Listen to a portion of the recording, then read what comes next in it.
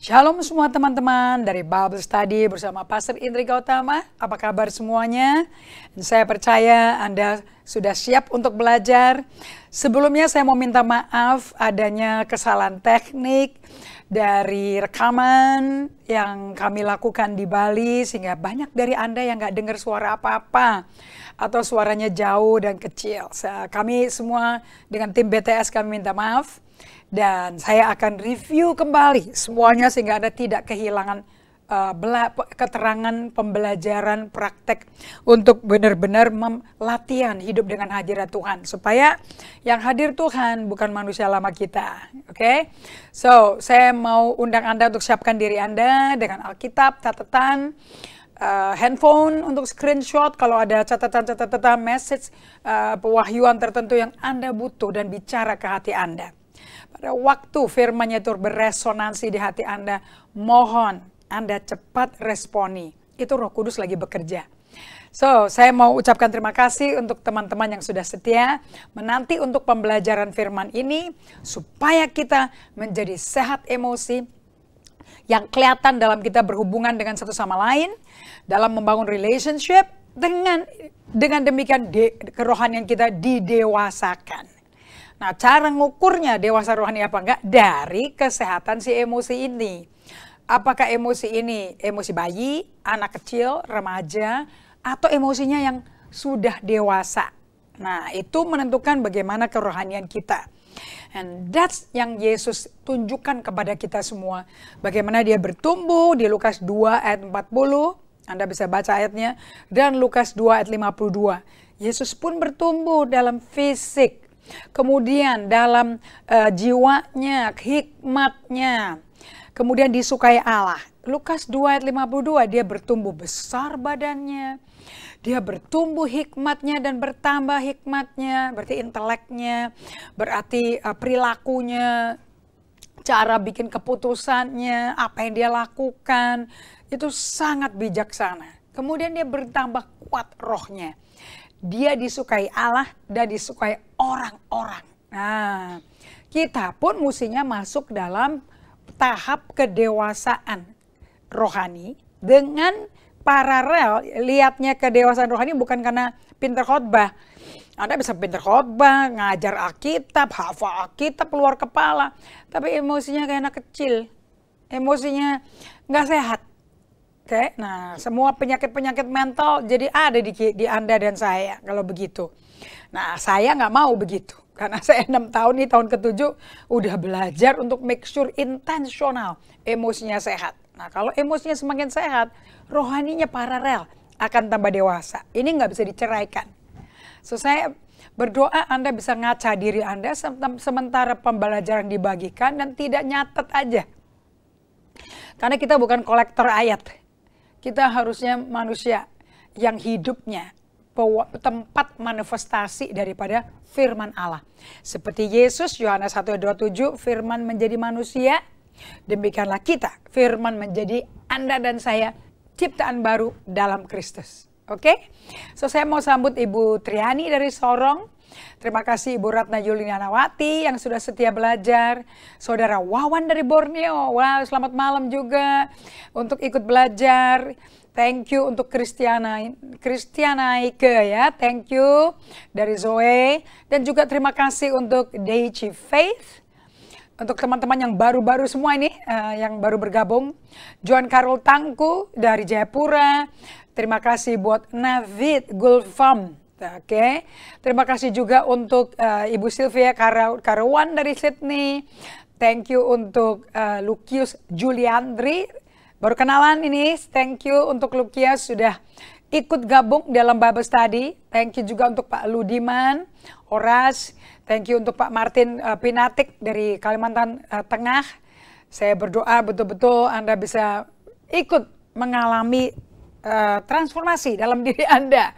Karena ini bagian yang saya bagikan nggak ada urusan dengan khotbah yang menyenangkan. Ini 100% untuk transformasi di dalam Anda pendengar dan saya. Saya berdoa untuk Pak Saur Manalu dan juga Yen, Yohana Tandi Tasik, semuanya betul-betul mengizinkan firman ini dan hadiratnya. Baca Alkitab tanpa Roh Kudus percuma. Hadirat Allah yang Anda terima dengan memenuhi jiwa Anda kalau Anda memberi waktu untuk Roh Kudus masuk ke dalam kehidupan Anda. Alright? Oke, kita berdoa ya. Bapa kami yang terkasih, Bapa kami yang ada di surga, kami berterima kasih untuk kasih setiamu, kami berterima kasih untuk kebaikanmu, terima kasih untuk hadiratmu yang tak berkesudahan. Buat kami seperti Daud bisa berkata, oh gemuk dan sumsum menjadi makanan jiwaku. Demikianlah kasih setiamu menjadi kesukaan, menjadi lebih indah bagi jiwaku dan lebih indah daripada hidup ini sendiri. Karena kasih setiamu hidup ini berarti. Tuhan, buat kita punya hubungan yang real, yang nyata dengan hadirat-Mu sepanjang hari ini. Aku minta di dalam nama Yesus Kristus, supaya Engkau betul-betul bisa melakukan operasi di dalam manusia batin kami. Aku berdoa ini terjadi, transformasi terjadi pada setiap pendengar pembelajaran Alkitab ini. Dalam nama Yesus Kristus, amin.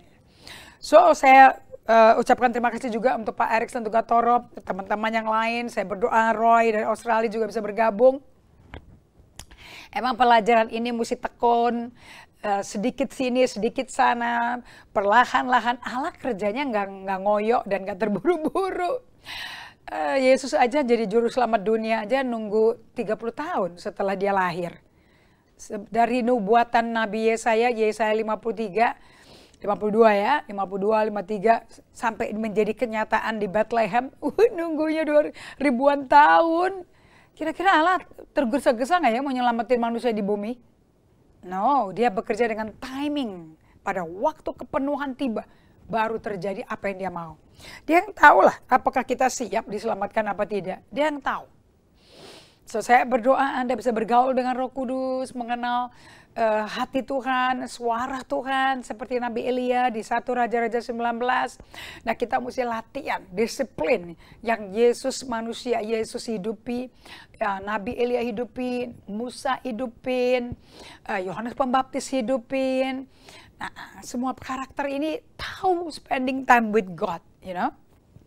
Oke, kita belajar mengenai 4 cara dari 7, kita masih dalam seri 7 tanda Anda itu Anda adalah murid Kristus yang Alkitabiah, yang sehat emosi, manusia rohnya bertumbuh dewasa dan Alkitabiah.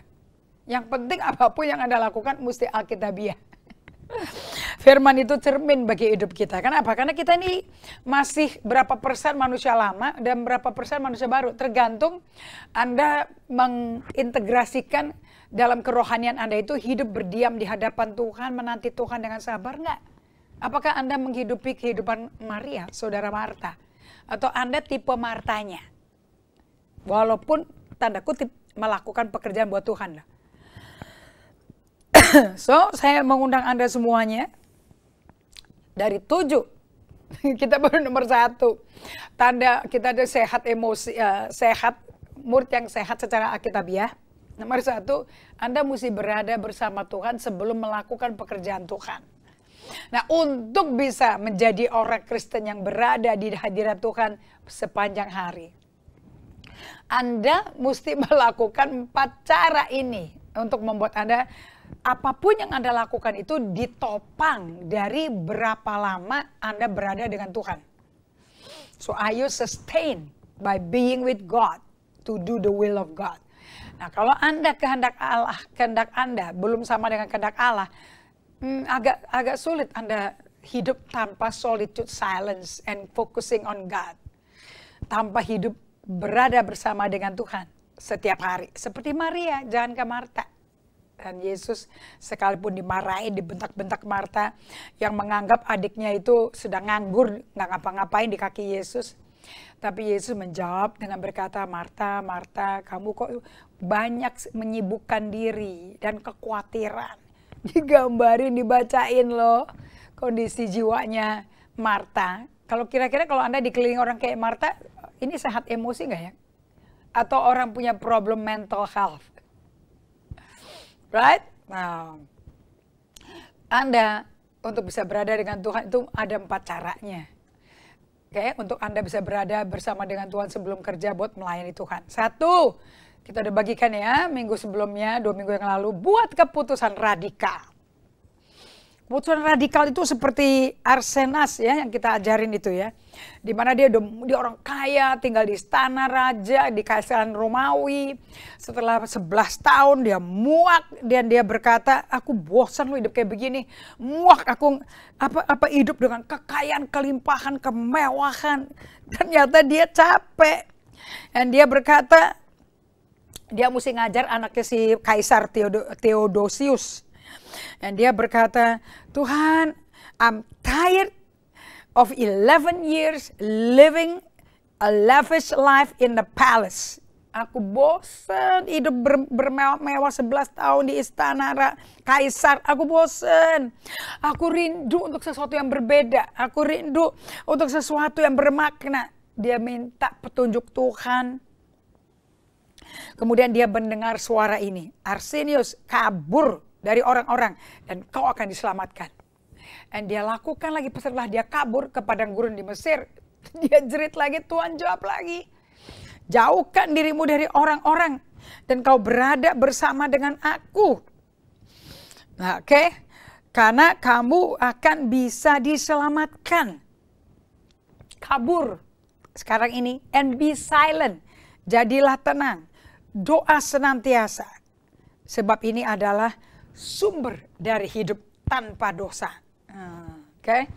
Nanti kita bahas lagi ya. So kita mesti bikin keputusan radikal. Dari orang kaya raya, dia tinggalin ke padang gurun di Mesir.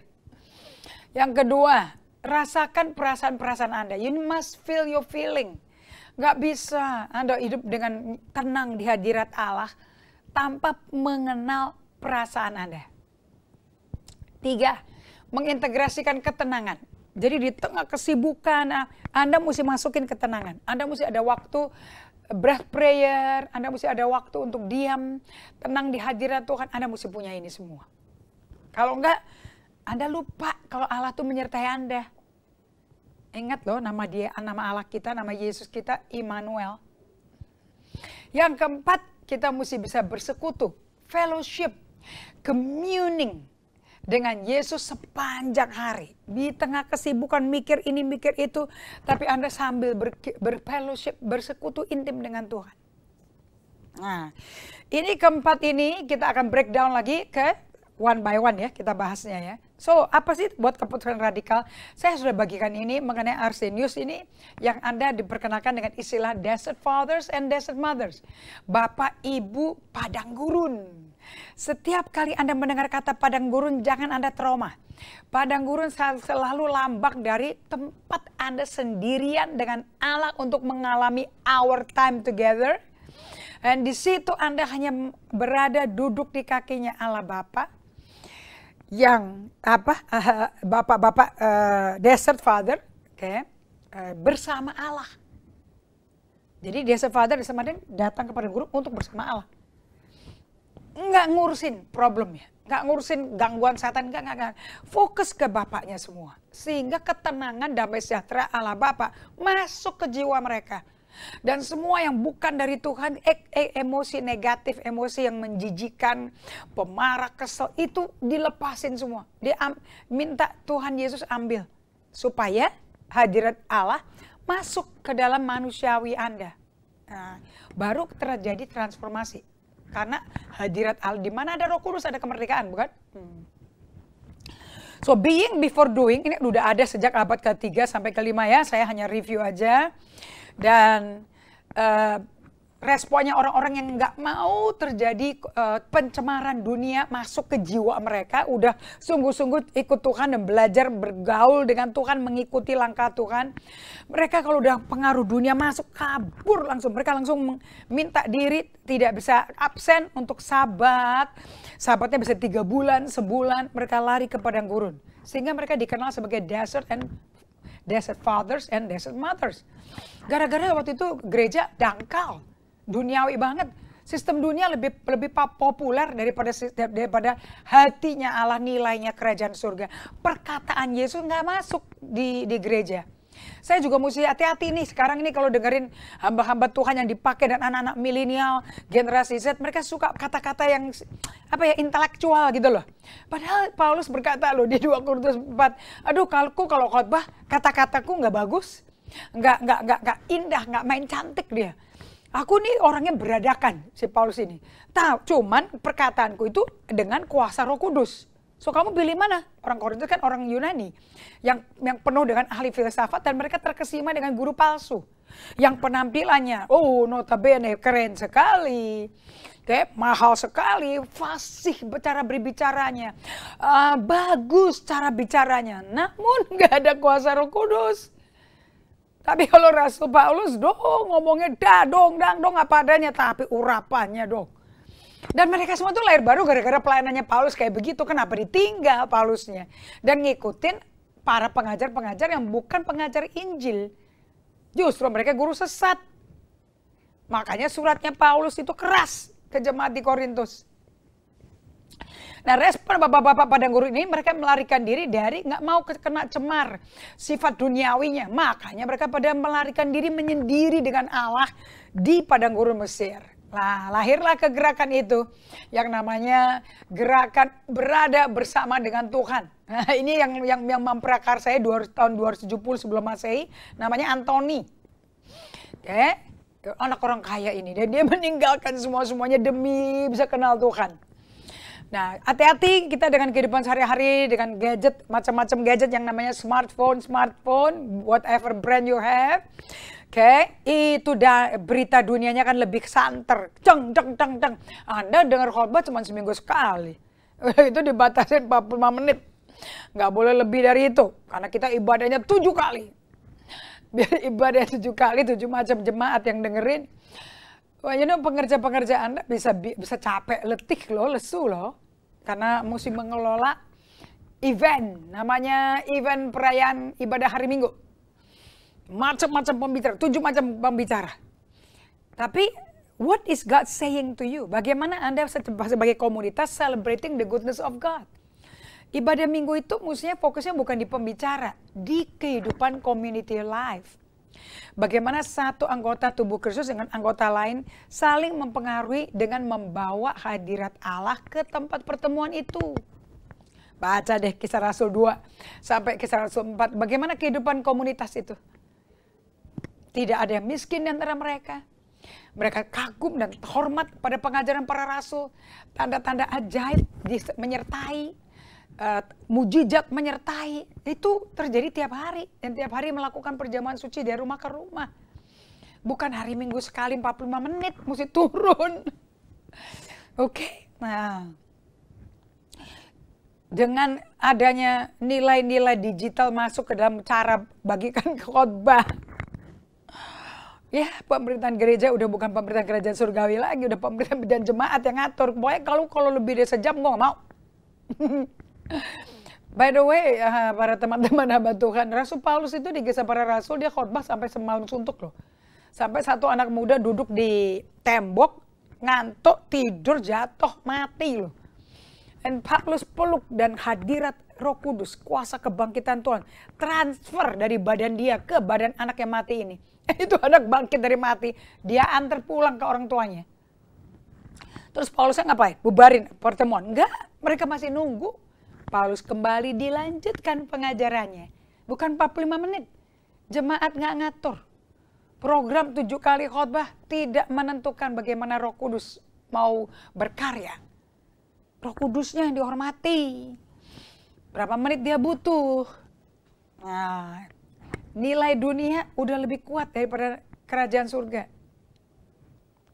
Mereka buat keputusan radikal mengikuti jalur hidupnya Musa, Elia, Yohanes Pembaptis, di mana mereka semua pada spending time alone with God.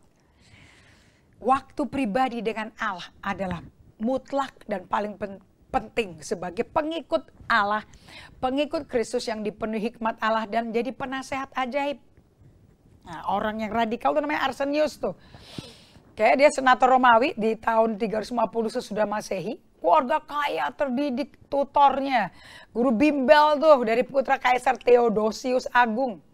Namun dia muak dalam kemewahan istana setelah 11 tahun. Hatinya jerit, Tuhan tunjukkan kepadaku dong bagaimana bisa diselamatkan dari dunia yang semakin merosot ini, yang fana ini. Itu kerinduan jeritan hati itu dari Tuhan loh. Duh, kalau udah kayak gitu enak banget hidupnya rohaninya. Dan dia dengar jawaban audible, Arsenius, flee from people and you shall be saved. Kabur dari orang-orang, kamu akan diselamatkan. Bener udah kabur. Dia tinggalkan keramaian dunia itu. Dan dia pergi ke solitary place. Dia pergi ke tempat yang sunyi, sendiri. Solitary itu berbahasa sendiri.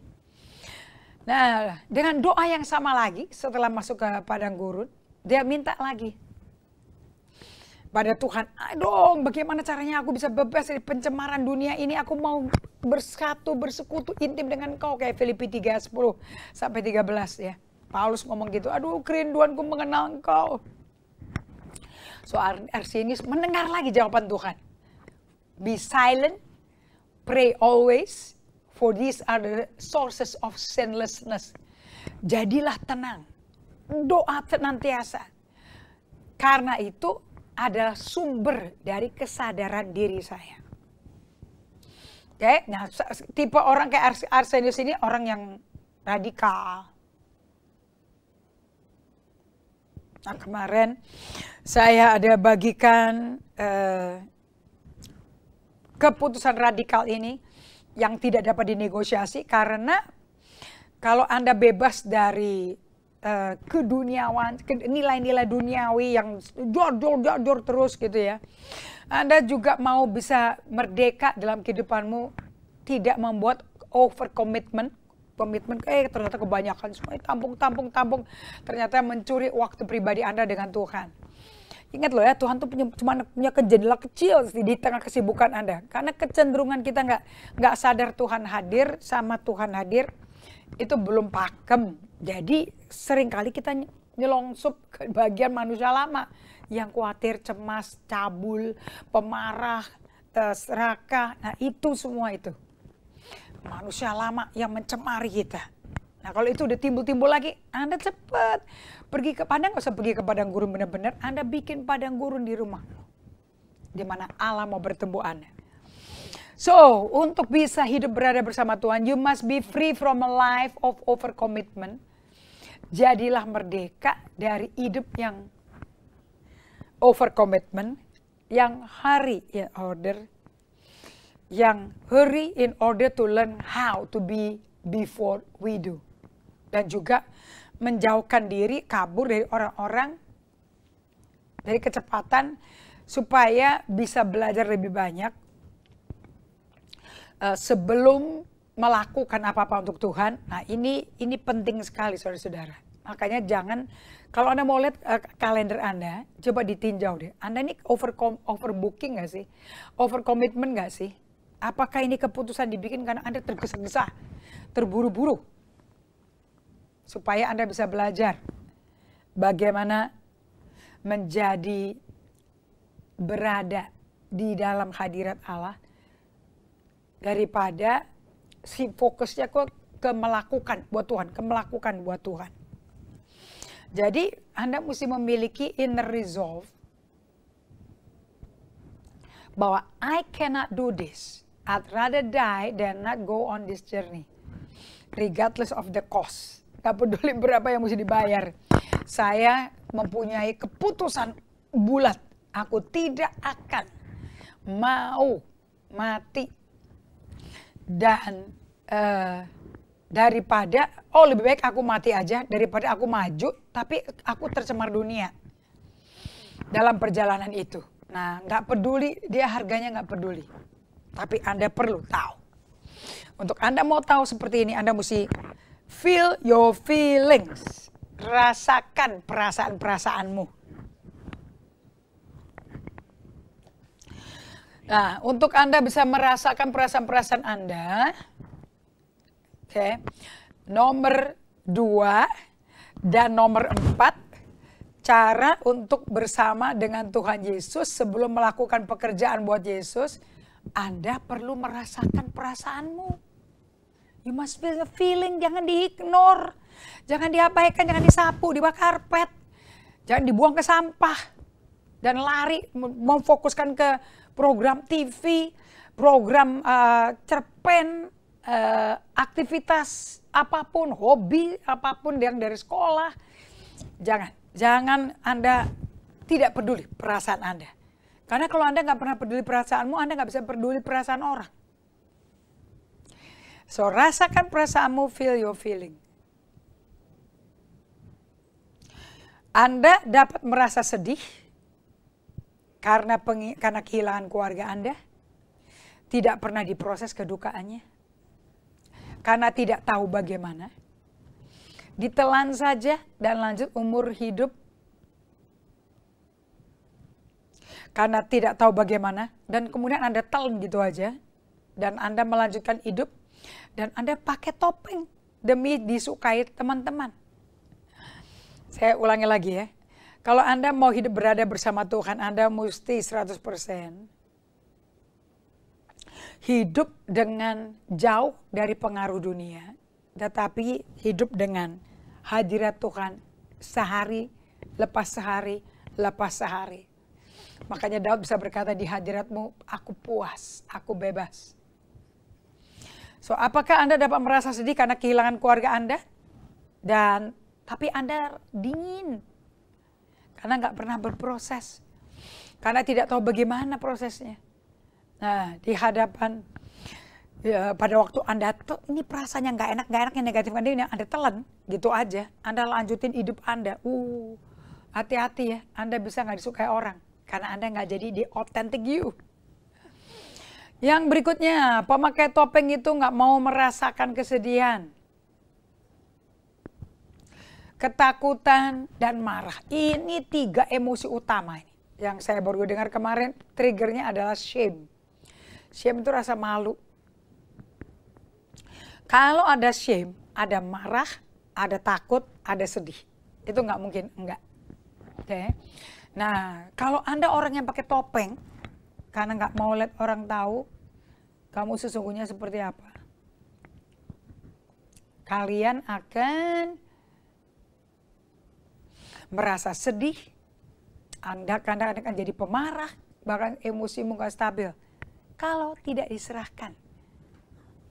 Oke. Nah, akibatnya kalau nggak diserahkan, emosi kan hidup. Dia mau lari kemana ya? Anda bisa dandanin yang rapi dengan, lihat di slide-nya, Anda bisa lihat orang-orang yang berkelakuan tidak sesuai firman. Karena dunianya udah masuk, dan gereja juga udah kemasukan dunia semua. Dia nggak sadar, tiba-tiba Allahnya datang.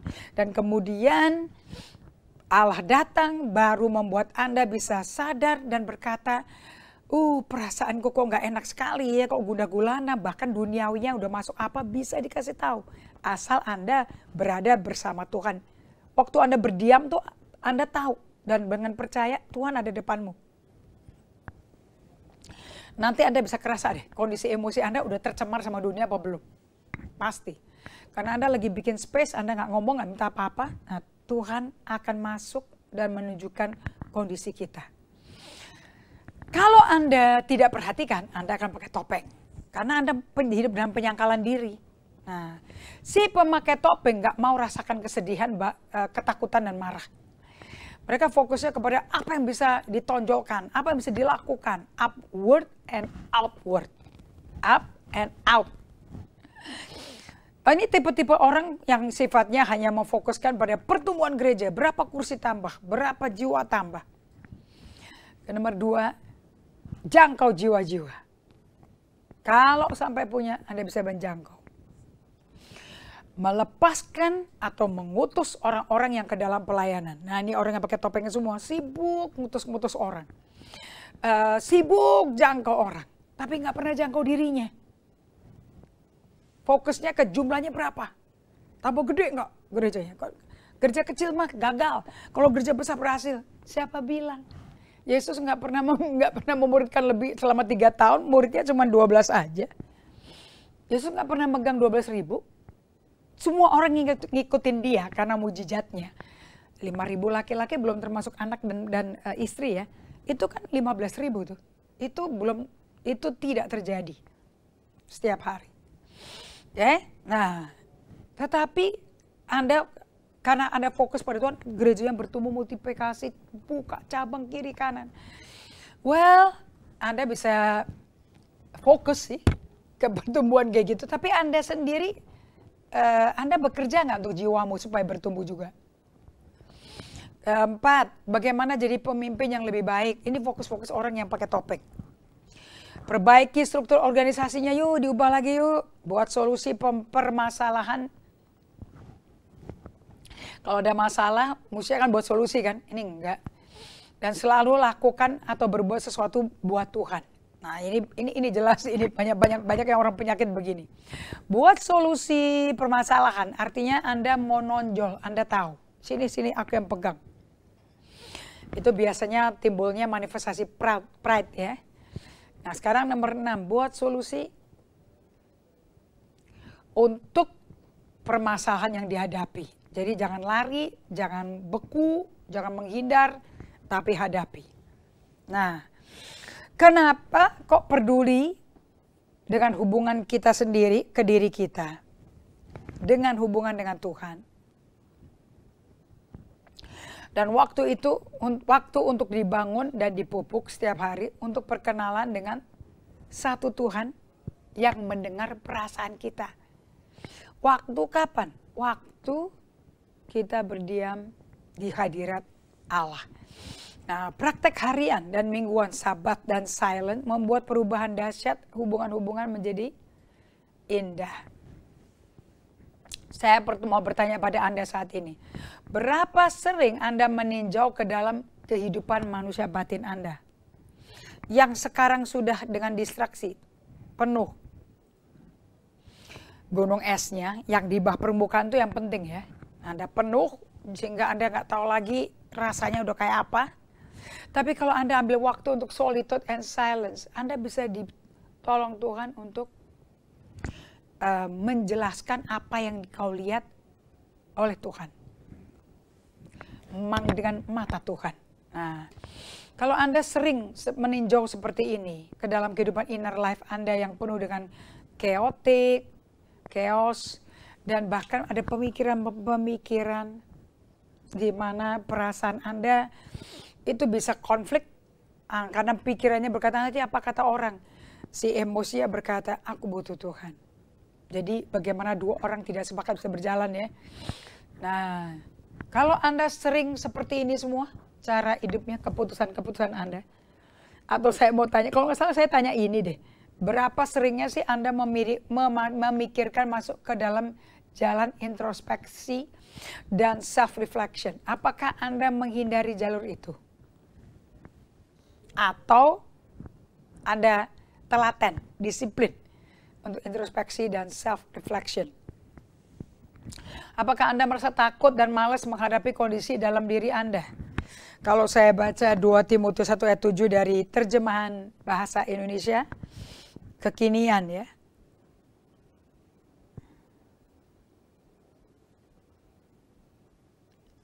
Firman-Nya saya ambil 2 Timotius 1 ayat 7. Oke. Nah, kalau Anda mau lihat apakah Anda ini inner life-nya sehat apa enggak, Anda baca di 2 Timotius 1 ayat 7. Saya suka yang dari terjemahan bahasa Indonesia saat kekinian ya.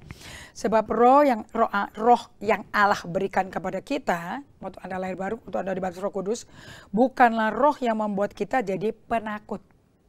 Nah, ini perasaan takut ini perlu diperhatikan. Sebaliknya, roh Allah itu membuat kita menjadi kuat. Jadi takut itu termasuk emosi nggak sehat, nggak kuat. Dan roh Allah bikin kita jiwanya menjadi kuat dan penuh dengan kasih. Dan kasih itu memiliki karakter-karakter yang luar biasa banyaknya. Oke, minimum 9 karakter itu. Right? Dan penuh dengan kasih dan dapat menahan diri. Nah, bukankah menahan diri ini self-control? Kalau dari terjemahan TB itu saya nggak gitu suka karena dikatakan Sebab Allah memberikan kepada kita bukan roh ketakutan, melainkan roh yang membagikan kekuatan, kasih, dan ketertiban. Ketertiban apa ya?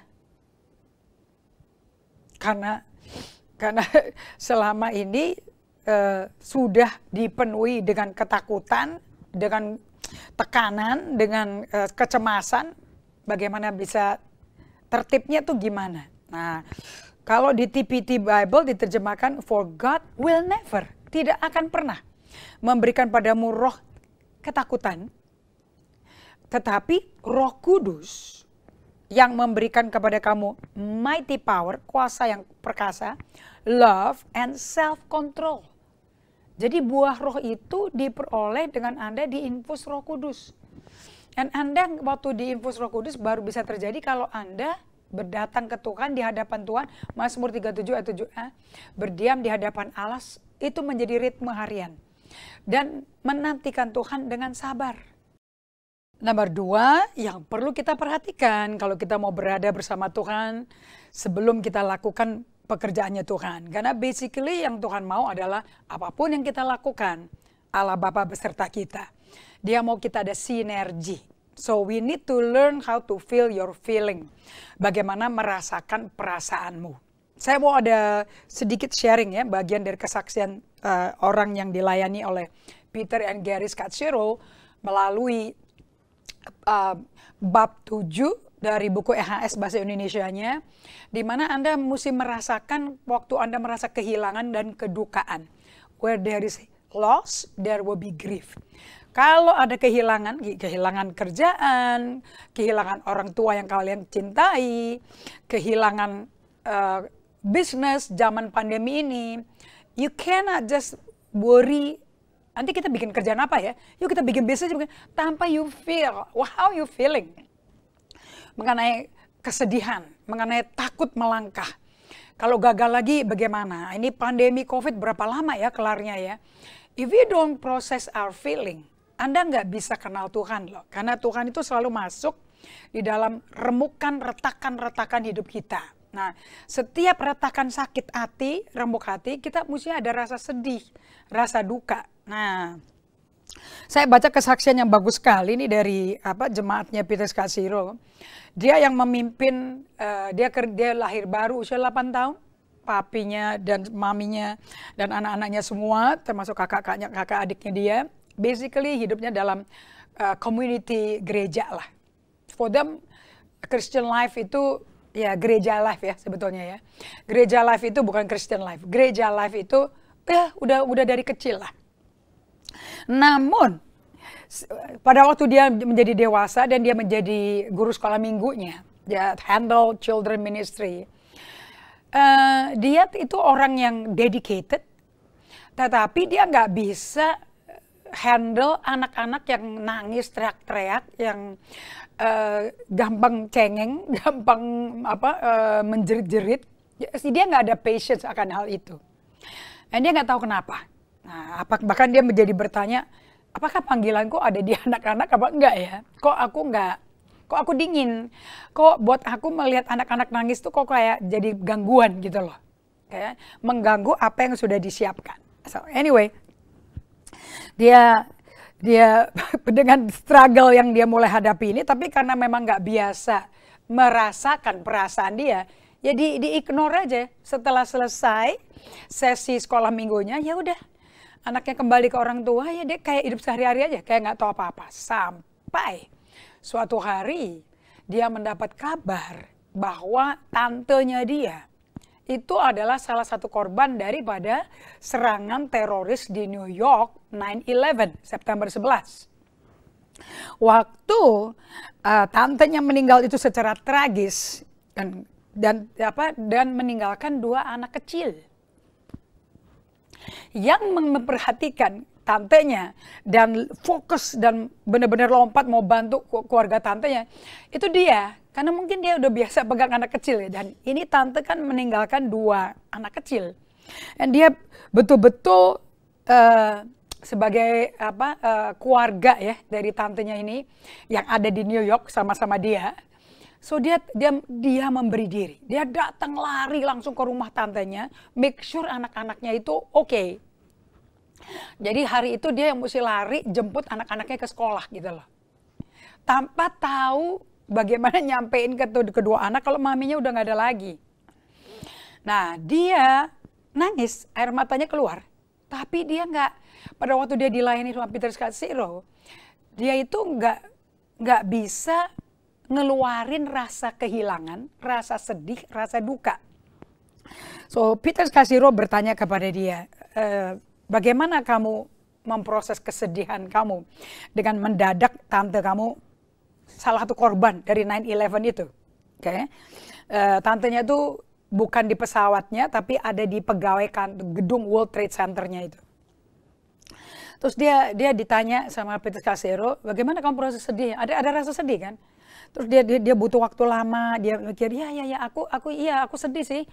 Waktu jenjang waktu antara dia dilayani, karena dia minta ketemu sama Peter Scazzero, bagaimana dia bisa melayani terbaik bagi kedua anak yatim piatu ini ya, yang udah ditinggal maminya mendadak.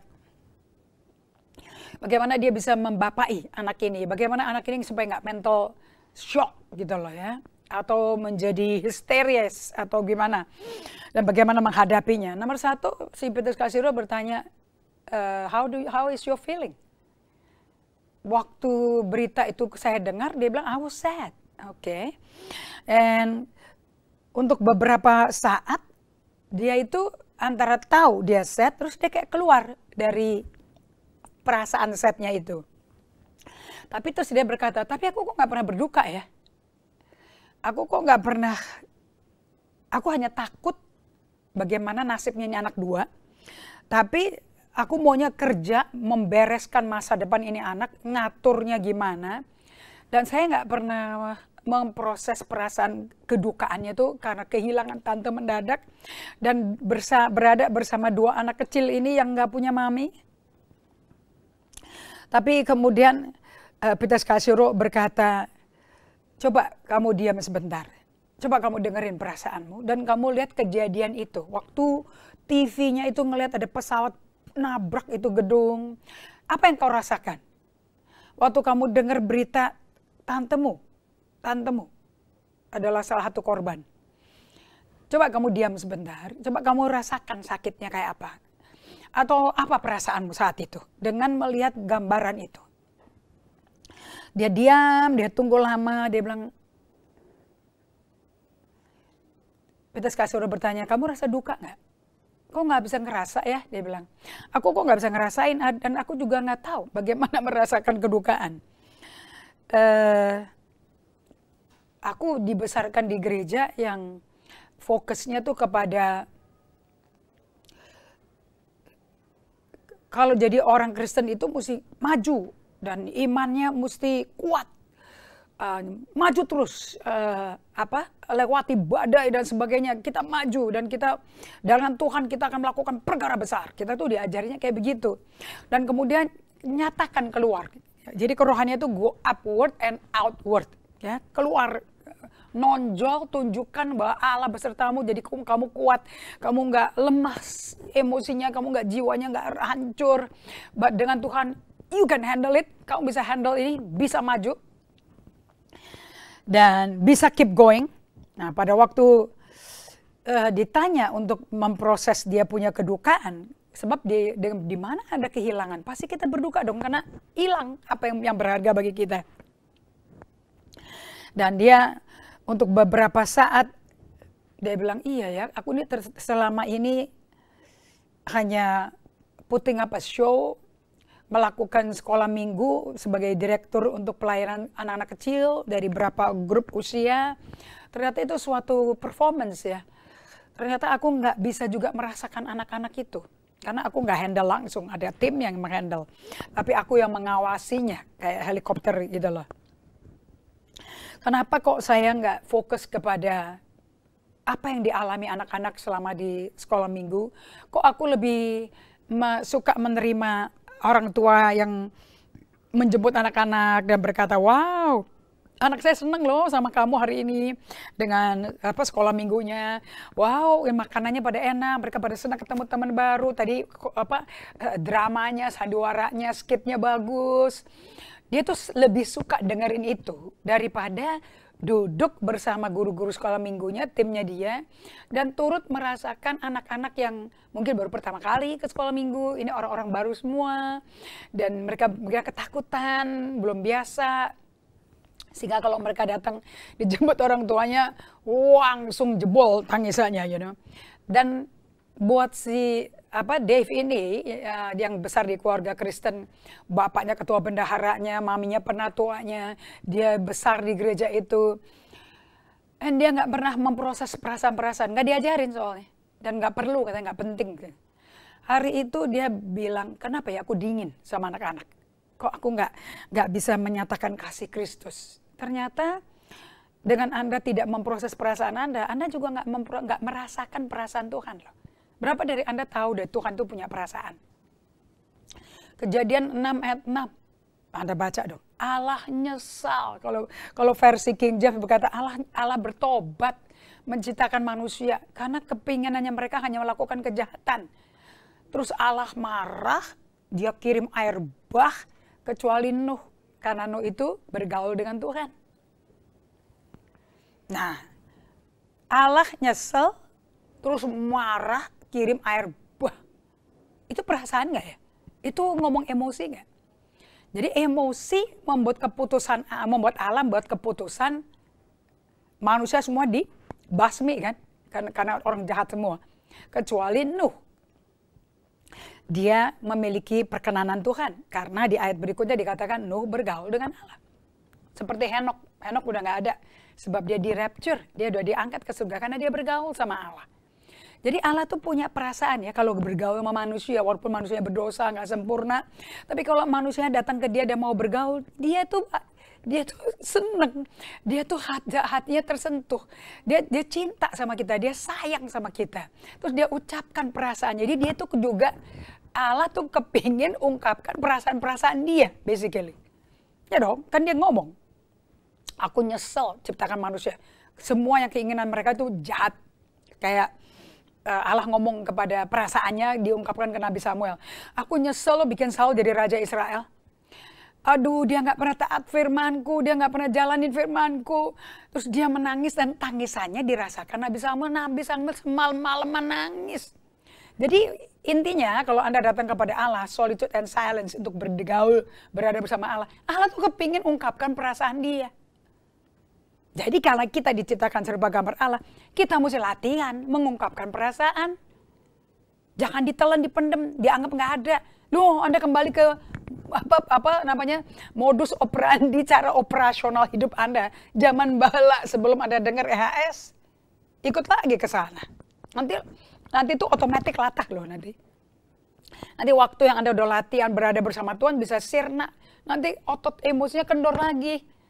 Mesti bangun lagi dari nol. Beginning from ground zero.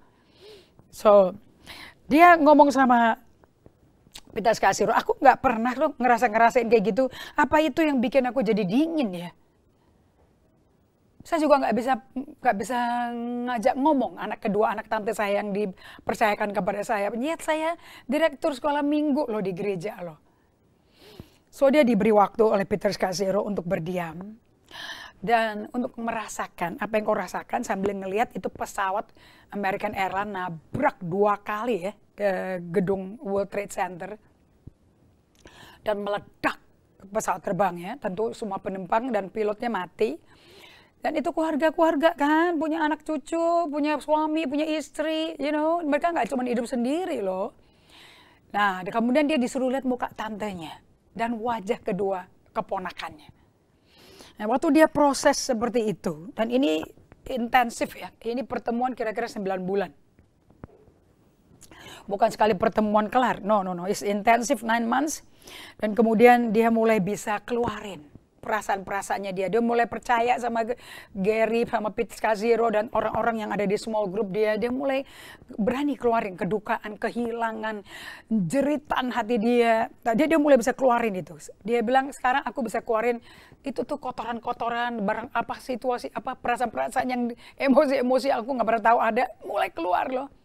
Dan sekarang dia menjadi orang yang hidup sekali, yang manusiawi sekali, yang bebas mengerti bagaimana it's okay untuk tidak okay, it's okay untuk bisa menceruskan rasa sedihnya, rasa marahnya, rasa kesedihan ini gue lagi kesal, ini gue lagi frustrasi, it's okay, it doesn't make you weak gitu loh. Tapi Anda nggak muntahin ke orang lain, but you come to the Lord, okay? Dan dia juga diajarin bagaimana selalu dengerin perasaan dia, terutama perasaan 3 yang utama ini ya. Sedih, takut, marah. Nah ini 3-3-nya ini keluar dari satu kejadian yang bikin Anda menjadi merasa diri Anda itu aibnya keluarga, aibnya gereja Anda, aibnya kehidupan Anda. Karena Anda telah melakukan atau pernah dilecehkan, atau pernah pernah dilecehkan fisik, verbal, atau seksual. Sehingga Anda melihat diri Anda aib, kotor. Orang bisa aibin Anda, tapi Anda nggak aib. Itu keaiban itu bisa disembuhkan oleh Tuhan. Karena dosamu merah kayak kirmisi apapun, dia bikin Anda putih seperti salju. So, aib itu bukan label Anda. Aib itu bukan identitas Anda. Okay? Caranya, you need to feel your feeling. Apapun yang Anda rasakan, rasakan, dengerin perasaan itu. Jangan lewatin sehari kalau Anda tersandung, kecewa, jangan ditelen. Seperti dulu sebelum tahu EAS, nggak boleh. Oke, nah semenjak itu kalau ada kekacauan, ada berantakan di sekolah minggu itu, yang pertama dia kali, karena dia mesti bawa 2 ponakannya itu juga, pertama kali yang dia mesti lakukan adalah how do I feel? Bagaimana perasaanku?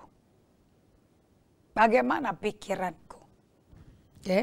So dia nggak langsung bikin keputusan, yuk kita bikin ini, nggak. Dia diam dulu, dia lihat situasi itu, dia dengerin. Aku ngeliat situasi ini kayak apa ya? Sama aja dong, kejadian yang September 11, zaman itu muka tantenya, terus dia lihat di TV kan penuh tuh di Amerika tuh. 9/11 itu, pesawat satu tower, kalau satu tower kedua, asap, debris, aduh debu semuanya. Sampai itu kan dia mengingat bagaimana perasaan dia. Ya, jadi sekarang di situasi head on, dia rasakan. So, saya mau Anda mengerti ketiga perasaan utama ini dengan Anda, namanya waktu Anda melakukan itu, Anda melakukan self-reflection. Okay? Anda melakukan introspection. Anda jangan cuma fokus ke hal-hal yang luar biasa, yang megah, supaya orang kagum sama Anda. Jangan. Anda dapat merasa sedih kok karena kehilangan keluarga. Anda proses, jangan nggak diproses kedukaannya. Karena tidak tahu gimana, nggak apa-apa. Datang kepada spiritual director atau pakai buku EHS, Anda udah seperti dilayani. Jangan ditelan aja, terus sebenarnya jalan aja hidup semaunya. Terus Anda pakai topeng kayak nggak pernah terjadi apa-apa. Anda pakai smile, pakai barang-barang yang bermahal-mahal kayaknya, oke, don't do that. Karena orang yang pakai topeng itu nggak mau ngerasakan kesedihan, ketakutan, marah. Fokus kehidupan rohani itu hanya yang semakin tinggi, semakin hebat, dan semakin nyata. Orang kan lihat, kamu lihat kan jumlahnya banyak kan?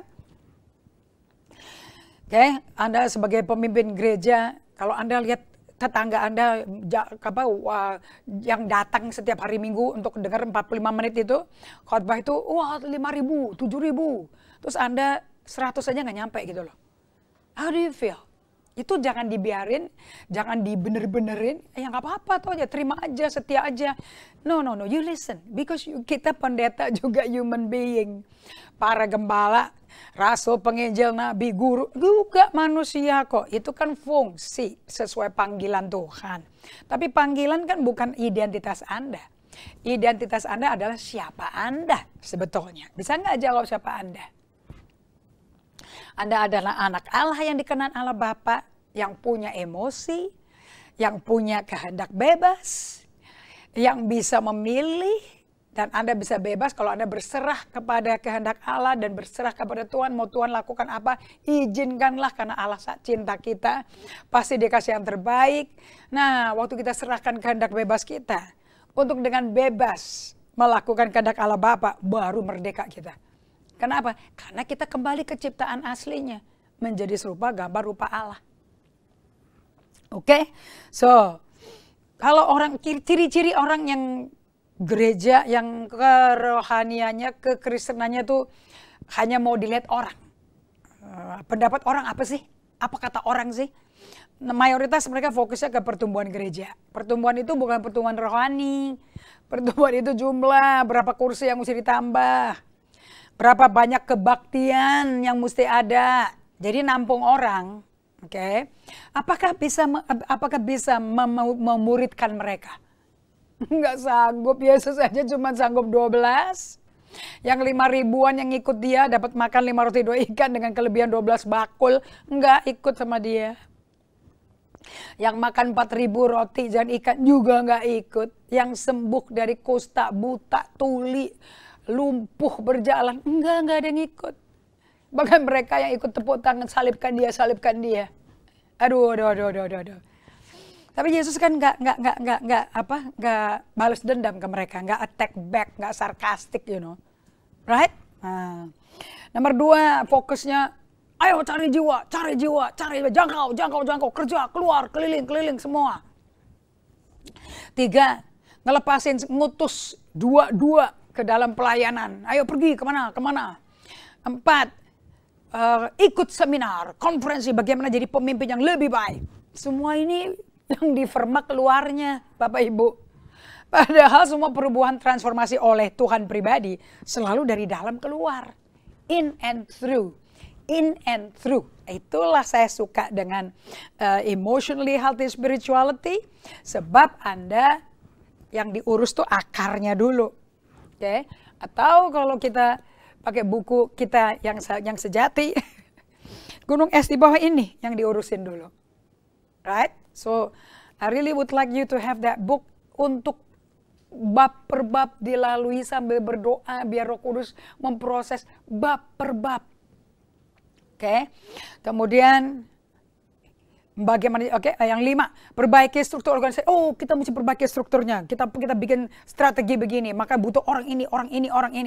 Orang diplot-plotinnya semua, tapi dia nggak pernah bangun hubungan, mementor pribadi, memuridkan pribadi. 6, buat solusi untuk permasalahan. Ada problem, beresin. Yang ke-7, dan selalu berbuat sesuatu buat Tuhan. Ini buat Tuhan. Padahal Tuhan lebih tertarik kalau Anda mengerjakan nomor 1, perkembangan Anda dulu. Kesehatan emosimu dulu. Kerohanian Anda dulu. Karena perubahan itu dari dalam. Menciptakan budaya kerajaan surga itu tergantung dari bagaimana kita modelin, demonstrasikan. Hidup dengan Roh Kudus di dalam kita. Hadirat napas Allah ada dalam kita. Itu bawanya gimana? So, kalau Anda betul-betul tidak peduli hubungan pribadi dengan Tuhan, wow, Anda perlu mulai hari ini. Sebab tanpa peduli hubungan pribadi dengan Tuhan, yang butuh waktu untuk dibangun, ini nggak bisa cepet-cepet ya, tapi butuh waktu. Dan dipupuk setiap hari. Mesti di-cultivate day by day. Untuk Anda bisa berkenalan dengan Tuhan, ini butuh mendengar perasaan kita. Terutama waktu berdiam di hadiratnya. Makanya di Mazmur 37 ayat 7. Daud, Anda pernah baca nggak sih Mazmur 37 ayat 7? Itu mulainya Mazmur 37 ayat 1 kan? Anda mau baca nggak Mazmur 37 ayat 1 isinya apa? Yuk kita baca sama-sama yuk. Bahasa Indonesianya. Dari Daud. Ini buat saya nih. Jangan marah karena orang berbuat jahat. Jadi emosi itu lihat orang nggak fair, nggak adil tuh ngamuk gitu loh. Di dalam itu udah kemelut, bergejolak. Jangan iri hati. Coba Anda lihat, perhatikan. Ini yang diucapkan si Daud ini yang dikeluarin kepada Allah di waktu pribadinya. Ini solitude silence Daud sama Tuhan nih. Yang dia sebutin apa? Emosi-emosi negatif atau banyaknya kerjaan yang dia lakukan buat Tuhan. Emosinya dikeluarin. Jangan marah. Jadi dia rasakan dong marahnya. Iri hatinya dia rasakan nggak? Dia lihat orang curang, aduh dia iri loh. Kok dia nggak doa, nggak puasa, nggak nyari Tuhan, kok santai-santai, foya-foya, kok melimpah sih materinya. Aku yang puasa datang ke bait Allah, aku yang berperpuluhan, aku yang memberikan korban persembahan, aku yang datang kepada Tuhan. Kenapa aku dianiaya terus dan aku dirampas kekayaannya? Kok susah aku mau nikmati hidup aja kok susah. Kok yang enaknya mana ya? Nah pada waktu kejadian-kejadian itu dilihat, dia lihat, marah loh aku. Aduh iri hati. Tapi Allah berkata, jangan marah. Oke. Nah kenapa? Dan caranya supaya gak marah gimana? Ternyata bukan dengan stop, bukan begitu. Ayat 7. Dengan berdiam diri di hadapan Tuhan, nantikan dia. Jangan marah karena orang berhasil dalam hidupnya. Karena orang bikin tipu daya. Kayaknya itu karena tipu daya. Jangan marah. Nggak ada urusan sama Anda. Anda nggak ada urusan sama itu. Yang Anda perlu urusin perasaanmu. Ada marah nggak? Nah supaya nggak marah. Berdiam dirilah di hadapan Tuhan. Nantikan Tuhan. Supaya Tuhan dikasih ruangan. Dan dikasih kesempatan. Space and time, space and opportunity, di mana Tuhan operasi dunia manusia batin yang tersembunyi itu. Yang penuh emosi-emosi paku-paku yang bukan dari Yesus. Karena Yesus bukan pemarah tapi peramah. Okay? Amarah, emosional, tersinggung, iri. Oke, nah itu semua itu harus keluar, memang harus keluar, memang ada kan kita wariskan dari waktu lahir udah dalam dosa, udah hilang kemuliaan Allah. Jadi yang ada kan karakter yang diwariskan iblis kepada bapak leluhur kita Adam. Jadi perasaan mesti dirasakan, mesti dikeluarin, gitu loh, ya. Nah, jadi Anda mesti peduli perasaan itu. Kalau hubunganmu dengan Tuhan mau akrab, mau intim, dan ini mesti setiap hari, karena tiap hari kan ketemu orang. Tiap hari Anda kerasa emosi-emosi nggak enak dong. Right? Dan Anda berkenalan dengan Tuhan. Nah, ini butuh mendengar perasaan kita waktu berdiam di hadiratnya. Nah, praktek harian dan mingguan, sabat dan silence membuat revolusi dan transformasi dahsyat. Dan hubungan-hubungan Anda dengan Tuhan, dengan sesama, dengan dirimu sendiri jadi indah. Nah, Anda yang berkata, aduh sahabat bikin itu ya, mana yo, Anda udah dengar sahabat kan, udah dari 2 tahun lalu juga saya diomongin. Ada hasilnya enggak? Melakukan perubahan-perubahan dalam hubungan Anda dengan dirimu, dengan saudara seiman, dengan Tuhan enggak? Ayo kasih kesaksian. So, saya mau kasih PR sama Anda semuanya. Sampai kita ketemu Sabtu ya, dari Bali. Berapa sering sih Anda meninjau ke dalam your inner life chaos, that was your thoughts and feeling. Berapa sering Anda meninjau ke dalam your inner life, tuh gunung es yang gak kelihatan itu. Chaos, itu chaosnya kemelut tuh ada di dalam situ tuh. Yang adalah pikiranmu dan perasaanmu. Berapa seringnya Anda memikirkan masuk ke dalam jalan introspeksi dan self-reflection. Atau Anda menghindari introspeksi dan self-reflection. Anda kalau pakai buku day by day, nggak mungkin. Ini semua buku pakai self-reflection. Ada pertanyaan mesti dijawab loh. Apakah Anda merasa takut dan malas menghadapi kondisi dalam diri Anda sendiri? Karena itu jawaban Anda yang punya. Karena itu mengenai dirimu. Apakah Anda merasionalisasikan? Kenapa sih mesti lihat ke dalam pemikiran-pemikiran yang pernah salah fatal? Keputusannya ngawur. Yang penuh dengan keinginan yang timbul dari iri hati.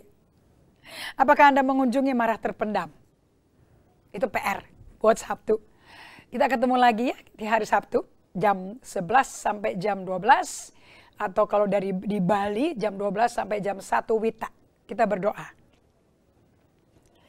Terima kasih Bapa untuk hari ini. Kami bersyukur untuk Kau masih bicara kepada kami, belum pernah lepasin kami. Dan tambah pewahyuan kenapa kami mesti berani datang ke diri kami, mengenal perasaan kami. Supaya kami bisa mengasihi diri kami dan mengasihi sesama. Terima kasih Roh Kudus untuk kebaikan-Mu, untuk kesetiaan-Mu menanti kami sampai kami berdiam. Kami berikan hormat pujian hanya bagi-Mu dalam nama Yesus. Amin. Saya mau sampaikan kepada Anda semua, bahwa pelayanan kami sekarang selain ada di Bali juga ada di BSD di Serpong. Ketemu dengan kami semua, praktek apa yang diajarkan di sini, jam 5 sampai jam 7 malam, di lantai 12, gedung Anabatik di Gading Serpong. Anabatik, A-N-N-A-B, B-A-T-E-T-I-C, kayak Anabatik. Oke, so lantai 12 kita akan sambut dengan keluarga yang lagi belajar menghidupi kehidupan bersama dengan Tuhan supaya bisa berada dengan Tuhan dan melakukan apapun atas kehendak Tuhan.